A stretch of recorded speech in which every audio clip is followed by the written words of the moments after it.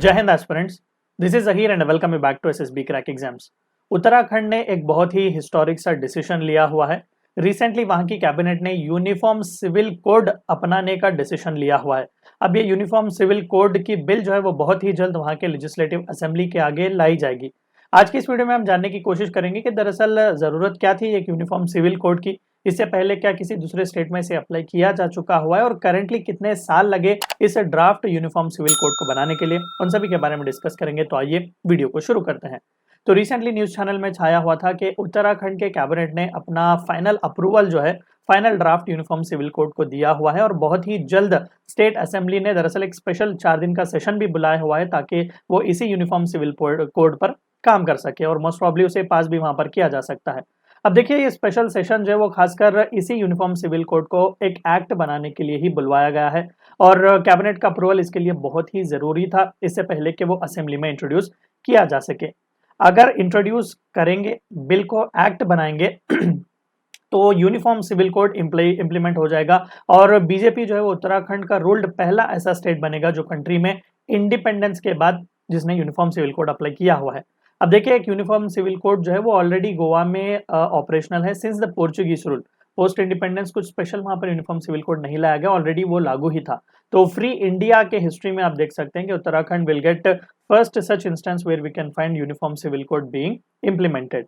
अब देखिए uniform civil code की जरूरत क्या थी। अब जहां तक हम पॉलिटिक्स की बात करें तो यहाँ पर धामी जी जो कि इलेक्शन में जीत कर आए हुए मुख्यमंत्री बन के आए हुए हैं, तो उनका मेजर इलेक्शन का प्रॉमिस भी था 2022 के असेंबली पोल्स में कि इमीडिएटली एक यूनिफॉर्म सिविल कोड जो है वो लाया जाएगा।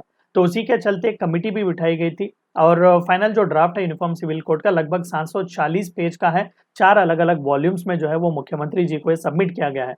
अब इस कमेटी में कुल मिलाकर 5 मेंबर थे जिनके हेड जो थे वो रिटायर्ड सुप्रीम कोर्ट के जज रंजना प्रकाश देसाई जी, आप यहाँ पर उनकी इमेज भी देख सकते हैं और recently Jammu and Kashmir delimitation commission को भी उन्होंने हेड किया हुआ था। तो कई सारे इंपॉर्टेंट से कमिटीज के वो हेड हैं।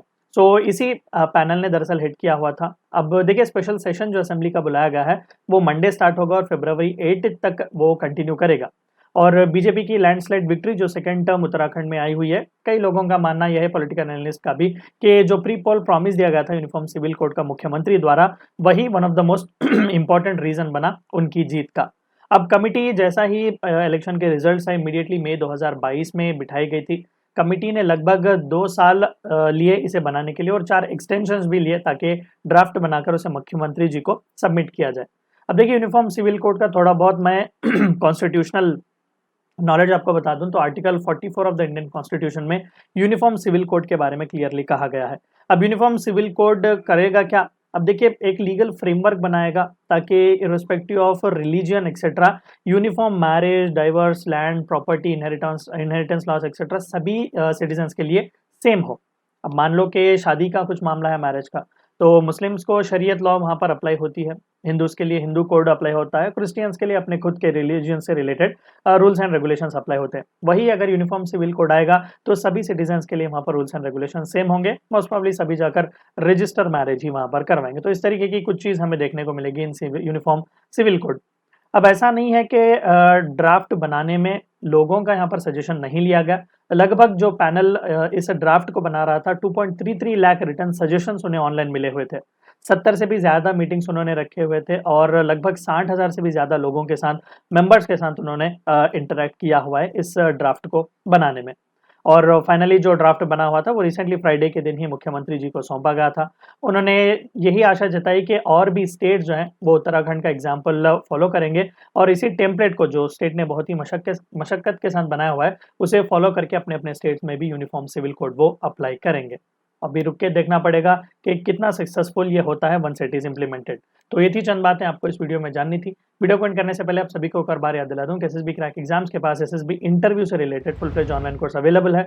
हर महीने इसके नए बैचेस स्टार्ट होते हैं, अपने फ्रेंड्स के साथ भी इन्फॉर्मेशन शेयर कीजिएगा।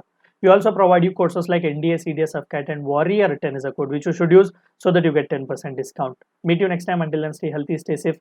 Thank you for watching my lecture. जय हिंद। अगर आप एक डिफेंस एस्पिरेंट हैं और SSB interview, NDA, CDS, AFCAT जैसे एग्जाम्स के लिए प्रिपेयर कर रहे हैं तो आप एसएसबी क्रैक एग्जाम्स के कोर्स को चेक करना ना भूलें। आप हमारी लर्निंग एप्लीकेशन को गूगल प्ले स्टोर से भी डाउनलोड कर सकते हैं।